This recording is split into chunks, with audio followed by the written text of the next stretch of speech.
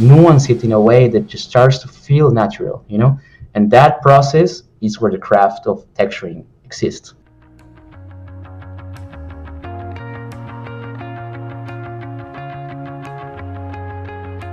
Welcome to The Naked Texture Artist. On this podcast, I have deep and honest conversations with visual effects and animation veterans about their challenges and growth as working artists.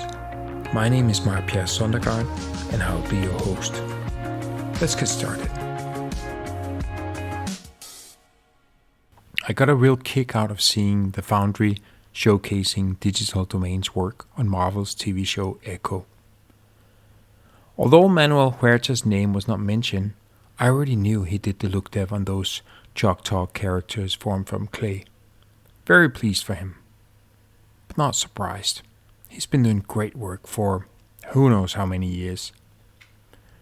Let me share something with you which has taken me a number of years to learn. You know how people think about breaking into the industry?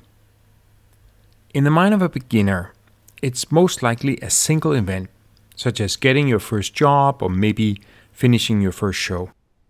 And then you've broken in, and as such, remain on the inside. It's like you have now graduated to a higher level where you will remain going forward. I know it's a fallacy. Breaking in is an ongoing thing. Once you've gotten that first job under your belt, sure, things get a lot easier in terms of getting that second job, but it does not get nearly as easy as you would have hoped, nor are you now a card-carrying member who at will can come and go as you please. That second job makes getting the third a little easier still, and on it goes. Breaking in is an ongoing process where one snowflake joins another and another and another, slowly, until one day you have an avalanche. That same thing, breaking in, I used to think it was like that with the type of work you do as well.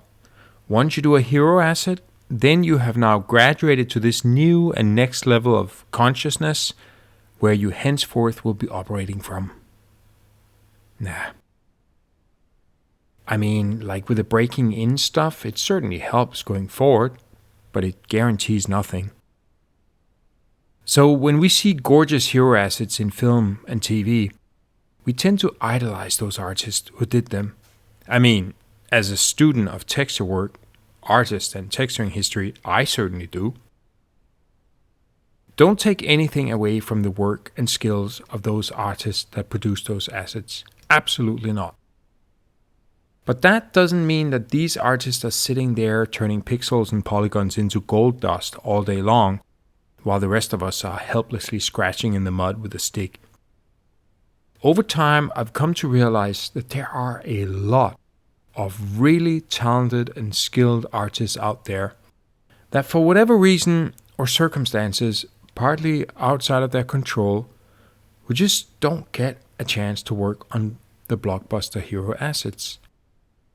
Maybe the stars align and they have a moment in the sun and then disappear for some time doing some more humble work. That is the reality of this business we're in. It doesn't reflect on them. If you've listened to my conversations with Chris Nichols, even Mr. Thanos does humble work like ingest. In this day and age, we are in love with the genius of the individual. Who's the best player of all time? The GOAT. Ronaldo or Messi? Brady, Montana or Manning? Schwarzenegger, Coleman or Yates? Does it matter? I don't think so. People nor their lives are not baseball cards where your situation and abilities can be summed up into a few simple numbers. And creating film is a team sport where the vast majority of heroes are unsung and only known to a few. So it's not really fair for me to idolize XYZ artist exclusively for so-and-so hero work, because that's forgetting all the other brilliant artists who just didn't get that chance to shine due to circumstances outside of their control. In any case, really happy to see Manuel's work praised. He's a ninja, always has been, always will be. So, roll on the third part from our conversation. Actually, before we get started, in more personal news, I'm working again. Just a 3-month gig with the American Museum of Natural History, doing astrovisualization. Actually, a really cool project, because space is amazing. In any case, so great to be of use again, which brought out this truth to me. A success has many fathers, but failures are orphans.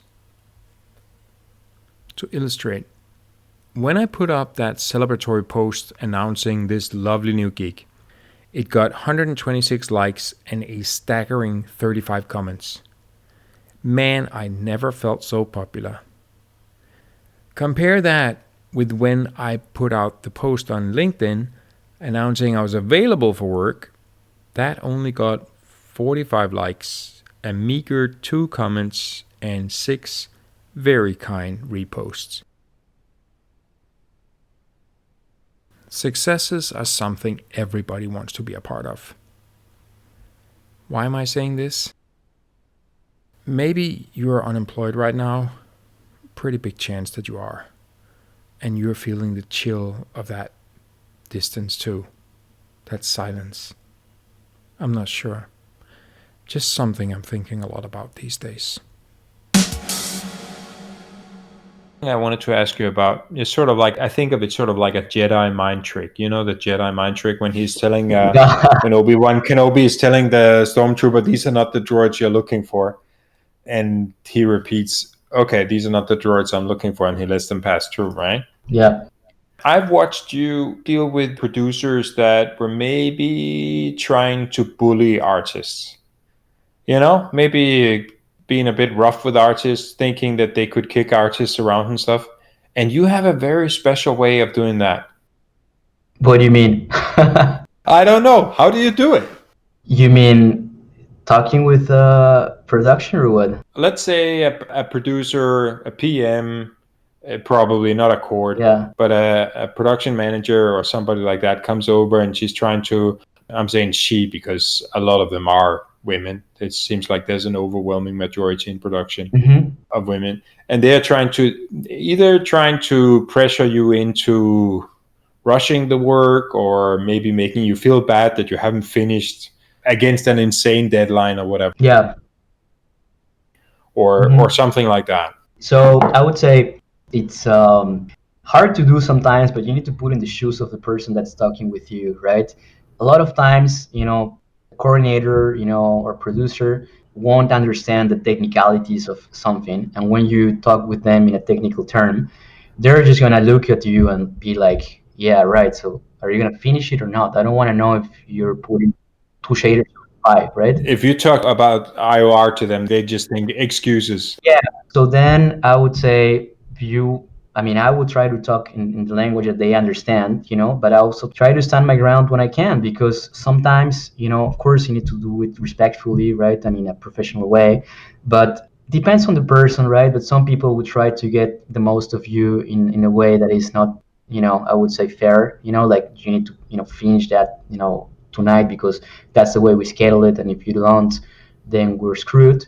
In which case, you can stay and do it with their pressure, or say, look, actually, I think it's a tough deadline. I'm gonna try to do my best, but look, it's not real, right? So I think I need 2 days to do this. So if they are, open-minded a little bit, then you can negotiate, maybe not tonight, but maybe tomorrow. Sometimes you do it for that day because that's what you need, right? But always a little conversation, if you can.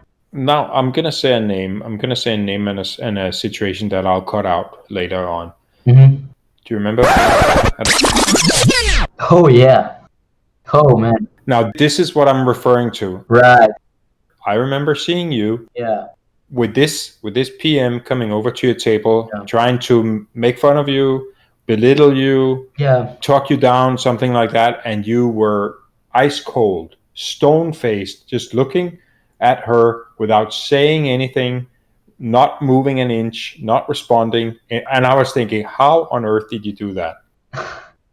Dude, I think, it's like in any situation where you have somebody next to you and they have something that they want you to do, and they do it in a, I would say, demanding way, and in a way that is making you feel like you're not that important because your word is what it is, then I think you need to stand your ground. You need to, treat them with that seriousness, because if you don't, then there's gonna be a pushover, right? People are gonna like ask you, do this, do that, and then you're always gonna do it. Of course, there's a lot of subtlety on that, because if you start shouting in a studio, nobody likes it. Nobody likes that climate, right? Everybody likes a positive climate. But I would say if there's a situation like that, you try to, be the most positive you can, but also defend yourself. Stand your ground without turning into a complete idiot. Yeah, exactly. In a professional way, try to stand your ground. And if you think that's not what's fair, say it. Because I think it's better you say it, and maybe they don't like you in that moment, but they will know next time. And the same for, obviously this is super rare. Like it happens so very few times. That I had a situation where like I have like three producer here next to me, and even though if the producer is like very stressed, but the mood is like, look, we're all stressed here, can we get a deadline, and when can you finish this? I'm going to answer in that mood as well. Look, I'm going to try to do my best, I hope I can get you something tonight. But if it's in a different mood, like, yeah, we need that, and like starts getting, I would say, not polite, then yeah, I would answer it like that as well, for sure. Hmm. Yeah. Unfortunately, most artists do not do this. They don't stand up for themselves. They just take it upon themselves to correct the mistakes of production. For example, if the scheduling is Yeah, wrong it's or hard, too right? little. Because people are scared, like if you stand up, then you're gonna get fired, and you're gonna, have repercussions that are gonna hurt your career, right? Which can happen. I mean, you never know. But I think that you can do it in a respectful way as well, in a way that people know that you're not a pushover, but that you also want to make things work, you know? But that is what I wanted to hear you about because striking that balance is so hard, particularly in a heated moment, you know? When you're sitting at home on your sofa and you're thinking about what you want to do and what you're going to do and all of this, striking that balance is dead easy. But in the moment when you're there in the office, it's a different story. Yeah, always calm things, Like if the pressure is there and then you react with the same amount of pressure, then things are going to explode, Yeah. you know? So if the pressure is there, be serious in your answers, but just try to always like bring situations to a lower degree of stress. Always, because that's going to make people think clearer, right? So, yeah, if you can, of course. I was going to ask you, well, I shouldn't ask you really. My question was, do you have a family? I know you don't. Uh, Do you think it's possible to have a family and to work in visual effects? I think so. I think it's possible, but like anything in life, there's concessions to make. I don't have kids yet, but I have many friends, like you have kids. So I would say, I would like to think that the people that I know that have kids have definitely made some concessions, but are also very efficient in their work, or try to be, because they know that maybe they cannot spend so many hours doing stuff, so they try to, get a little earlier or organize their day in a way that things get done in a pace that allows them to have that space for their families. Not everybody strikes that, and not all the time you're gonna have control. Sometimes things happen, and just it's what it is. but Yeah. but yeah. Yeah, you can't have everything, that's for sure. If you have a family, then probably you're going to say no to a lot of gigs you would have liked to have said yes to Yeah. for family reasons. Yeah, but I mean, now with remote working, I mean, I will ask you that question: how do you find the balance? Oh, my problem is the same. I work too much, and with remote working, it's even Uh, more because yeah. I when we're not in overtime, I probably work 2 or 3 hours more than I should every day, just Ah, man. because I enjoy the work. Yeah, I understand. And now it's easier than ever to just sort of, I'm just gonna quickly have a look at something, you know? Yeah, it's something that happens to me all the time. So I mean, I cannot say anything because I'm the first to say, yeah, you know what, I'm gonna chill out tonight, and then, oh, wait, what if I try this? And then you're always like, you know, Exactly. That idea you get, yes. if I change the specular there or whatever, and it in your mind it sounds like 10 minutes. 10 minutes, but it's always 2 hours, you know? You've got a leg in two different camps. You have your visual effects career, you also have a business on the side. So you're not blinded to, like it's not like you're married to visual effects, although you have a successful visual effects life. You're lucky. If you're looking at our industry, if you could change one thing that would make a huge improvement. I would say work from home is definitely a huge improvement, but it's not the final solution. At least I want to feel that there's still some connections with colleagues in person, because I think that relation, that human contact is, it's good to have, But I can say that in the future, hopefully not too distant, we can do a hybrid, so have some working from home, I don't know how many days, let's say 3 4 days, 3 days, whatever works. And also depending on your situation, right? You have family or not, and maybe 1 or 2 days, or in the office where you can actually see people. I don't know, go for drinks, dude, whatever, just Yeah. talk with people, in person. I think that's good. When we started working from home, I was already in a studio where I knew everybody, right? Yeah. But then when I moved to Scanline, it was starting in a studio, working from home, knowing nobody. Hmm. And when you start in a new studio, you don't know anybody, you need to build those relationships. It's an important time, to get to know everybody and learn how things work. For sure.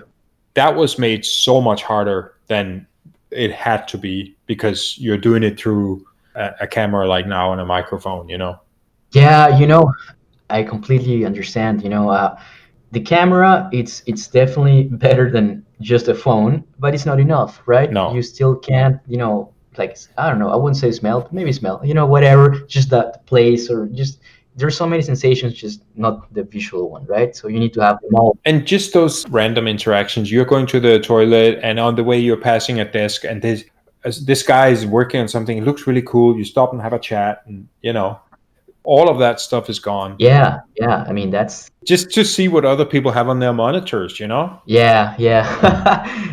Dude, I mean, just, like going and bothering somebody in the day, and then just like, hey, what are you doing? This looks like crap. What? No, it looks amazing. I'm kidding. You know, just doing things like that. It's cool, and feeling that you are, in a human environment.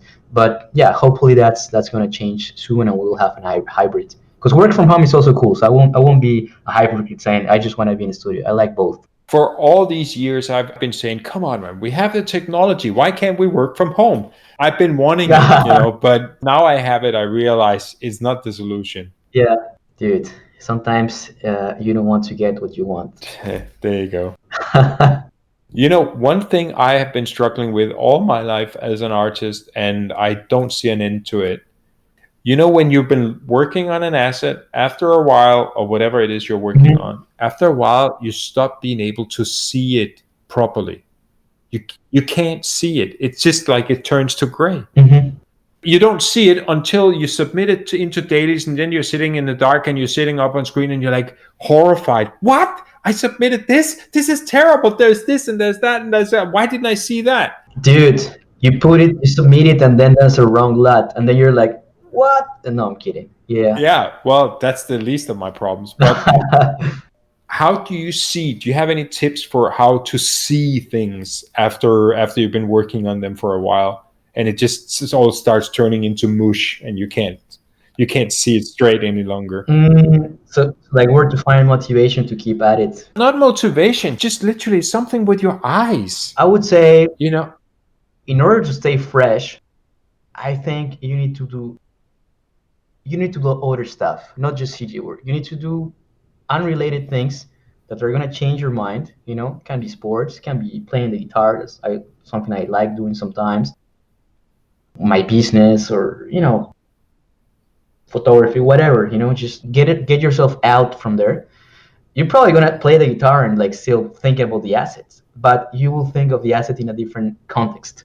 or maybe you're like doing like just, I don't know, ceramics or whatever activity you're doing is gonna get you out from that asset, but it's gonna, make you be creative in a different way. And then you're gonna go back to the asset, and then, I don't know, somehow you just have like more fresh mindset, I would say, that if you're just there. Give your brain a break, basically, Yeah. with something Yes, I else. would say that. But I would also say that sometimes you're so obsessed by something that you just need to stay there until 3 a.m. because that's what you need to do. So I don't think there's a formula. If you feel like you're saturated, get out of there and then just get back later. That's it. Hmm. Take a break. When is the most exciting time for you? At the beginning of an asset or at the end? When are you the most excited? You know, everything starts on a positive note. And then winter comes. Yeah.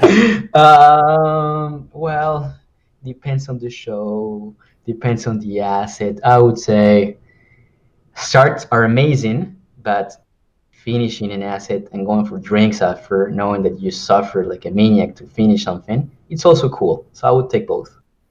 Oh, okay. So I was going to ask you, how do you find the motivation to finish stuff? In the beginning, we're all excited. We're thinking about, the possibilities of what this can be, both the beginning of an asset, the beginning of a show, the beginning of a gig, whatever it may be.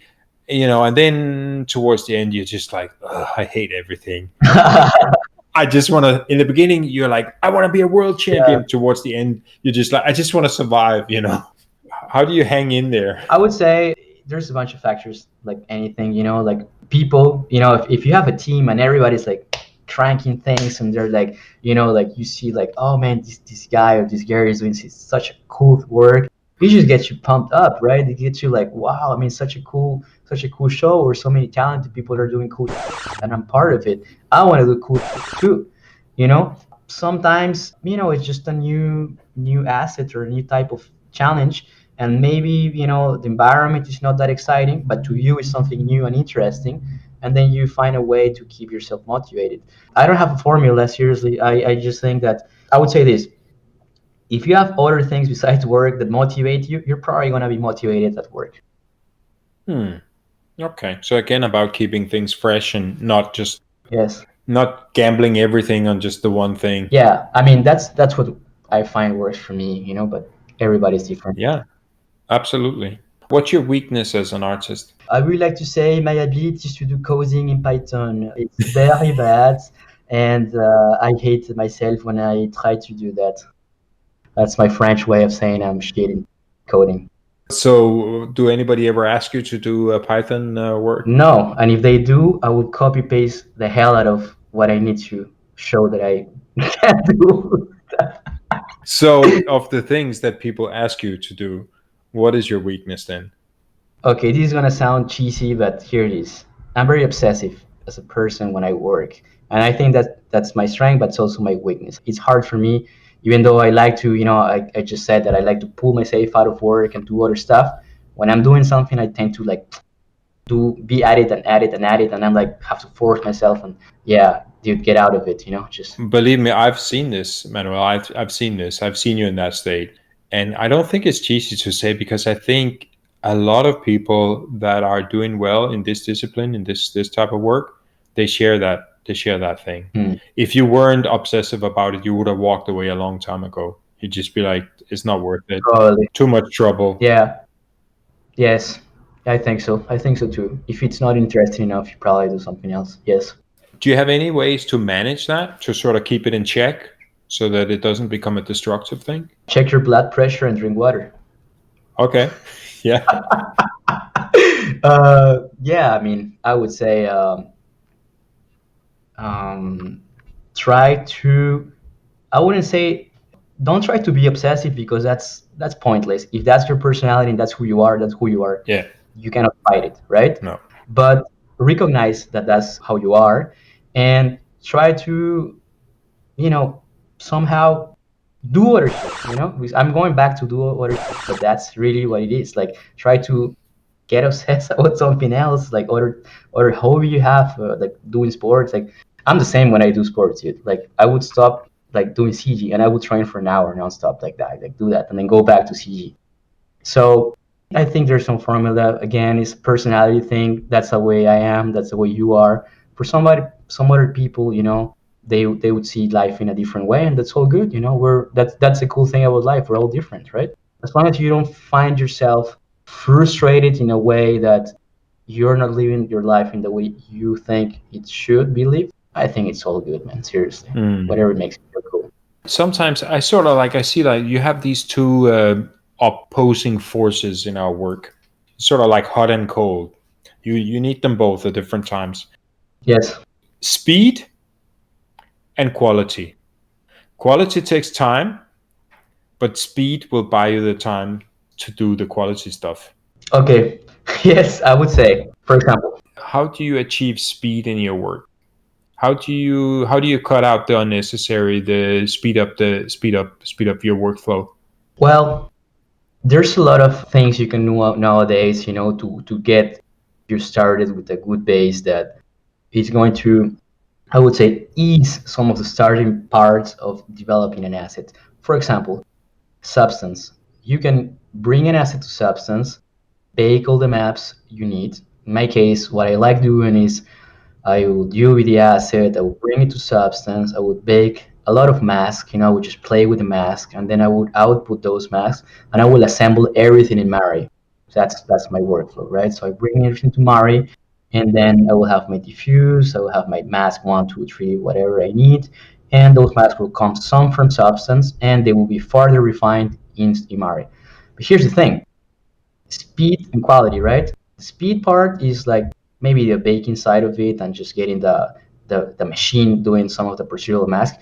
But that doesn't stop there. You need to refine that stuff because otherwise it's just going to look procedural, right?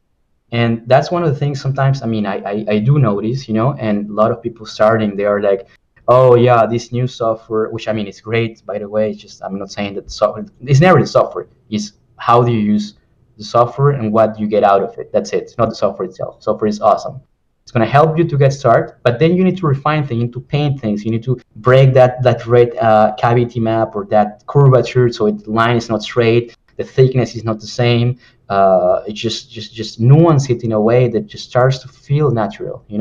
And that process is where the craft of texturing exists, right? And then you bring on your own breakup maps and your own whatever map you think is gonna make that asset plausible and interesting.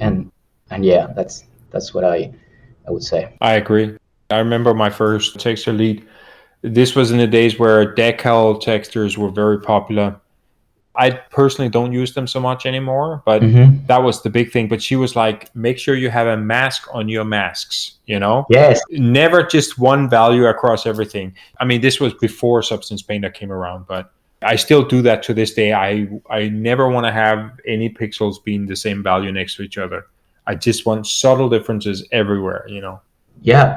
It's important. So, what about the quality part? Do you have a procedure to make sure you catch mistakes, or I don't know, something that helps you polish the asset to get as good as it can be? Of course, the obvious is iteration, right? Iteration makes something, hopefully better because you can iterate and get, to the rabbit hole as well. But I would say most of the time you try to iterate to, in a good fashion.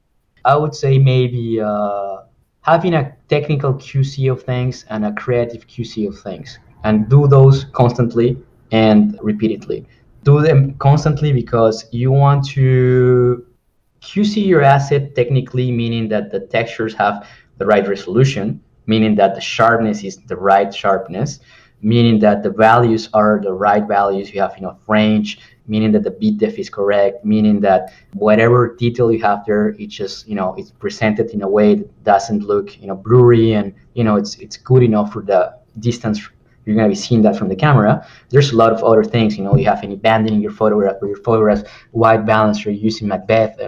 There's so many QCs that you can do for the texturing process. But then there's a creative one, right? That's part from you, but also part from the people you have around you. That they're gonna come and see your screen when you're in the studio and say, "What do you think about that?" I don't know. I just I think this and that, and they're gonna be like, cool. Maybe you take that opinion, maybe you don't. You never know. Opinions are opinions, but at least you have a contrast. You have a contrast, and contrast is important. So constantly contrast opinions, and constantly check your values. You worked in quite a few of the biggest studios at this point. I've been in like 5 studios around, I think, something like that. Yeah. Really, some of the big hitters. So you must have worked with a good number of people by now. I've worked with a lot of talented people, that's for sure, man. Yeah. What do you think is the difference between a good texture artist and a great texture artist? Like this sort of ceiling where that's or the gap between somebody who's okay at their job Mhm. and somebody who's like, whoa. Anybody that doesn't break up their maps when they're procedural is a bad texture artist. Hey, we're not talking about bad texture. We're talking about acceptable good texture artists. Kidding. Manuel will be back in a future episode.